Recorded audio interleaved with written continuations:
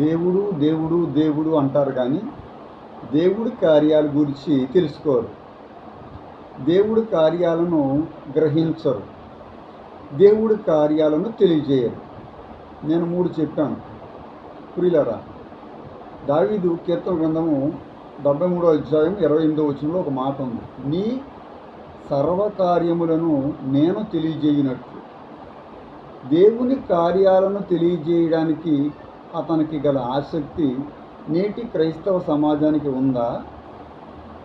దేవుడి కార్యాలు చాలా గొప్పవని చెప్పుకుంటారు, కానీ దేవుడి కార్యాలు అసలు ఎటువంటివో మీరు ఎప్పుడైనా ఊహించారా?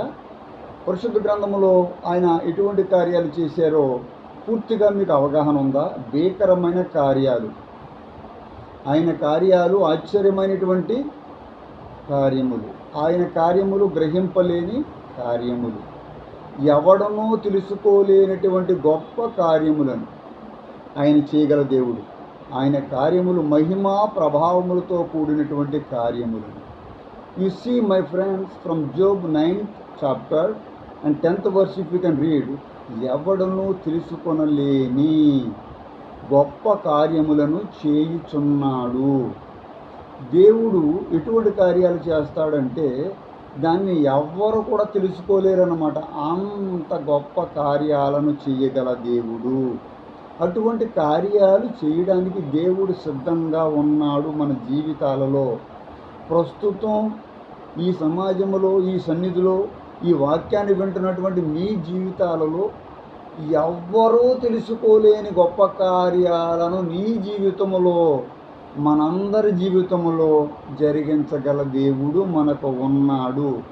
This is what the Bible is showing you now. ఇదే పరిశుద్ధ గ్రంథం నీతో మాట్లాడుతుంది, నీకు చూపిస్తుంది ఆయన గొప్ప కార్యాలు చేయగలడని. మనము గ్రహింపలేని గొప్ప కార్యములను ఆయన చేయువాడని. Same Job chapter 37th chapter and 5th verse మనం చూడగలము.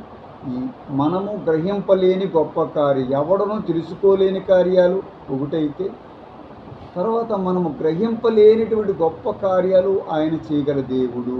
ఎంత గొప్ప నీ కార్యములు, ఎంతో భీకరమైనవని మరి కీర్తనకారుడు మరలా అంటున్నాడు 66:3లో. చక్కనటువంటి మాటలతో నీ సేవకులకు నీ కార్యములను కనపరచుము.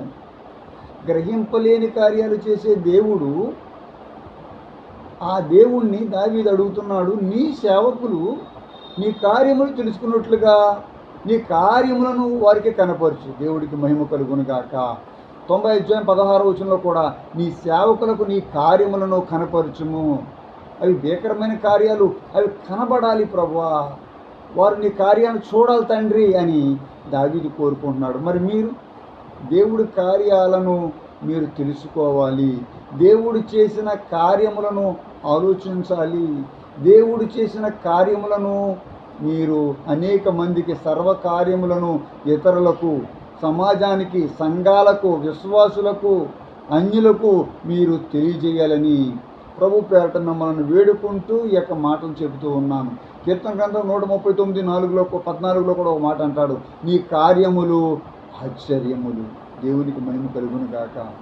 మహిమ గల దేవుడు, ఆయన కార్యములలో మహిమ దాగుంది. ఆ మహిమతో కూడిన కార్యములను మీ జీవితాల్లో దేవుడు చేయడానికి ఇష్టపడుతూ ఉన్నాడండి. 111:3వ వచనంలో ఆయన కార్యము మహిమా ప్రభావములు కలది అని చాలా క్లియర్ కట్గా దేవునికి వాక్యం చూపిస్తుంది. మహిమతే కేవలం మహిమే కాకుండా మహిమా ప్రభావములు కలదని, తన కార్యములను, తన ఆశ్చర్య కార్యములను చేయుటకు దేవుడు సిద్ధపడే దేవుడు. తన కార్యములను దేవుడు చేయగల దేవుడు, చేస్తాడు, మన పట్ల చేస్తాడు. ఆయన చేయగల దేవుడు, నీ కార్యములను సఫలపరిచే దేవుడు అని మీరు తెలుసుకోవాలి. ఆయన ఎటువంటి కార్యాలు చేస్తున్నాడో పరిశుద్ధ గ్రంథంలోనే కాదు, నేటి మరి ఈ కాలంలో కూడా అనేక అద్భుతమైన కార్యాలు పలు మంది జీవితాల్లో చేస్తూ ఉన్నాడు. నా జీవితంలో చేశాడు, నీ జీవితంలో ఆయన చేశాడు. నువ్వు గ్రహించలేదు. ఈ రోజున ఆ కార్యాలను నువ్వు గ్రహించగలవా? అతడు వివేకముగా నడుచుకొనిచు కార్యములను జరిగించునని 23 మరి గ్రంథము 5వ అధ్యాయం 20వ గ్రంథంలో మనం దేవుని యొక్క లేఖనాన్ని చూస్తూ ఉన్నాం.